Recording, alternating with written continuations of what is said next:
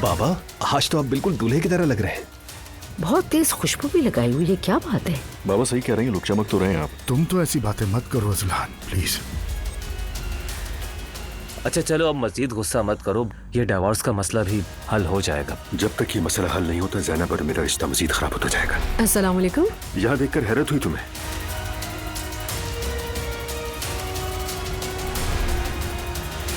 जान गई हूँ कौन मेरा घर बर्बाद कर रहा है।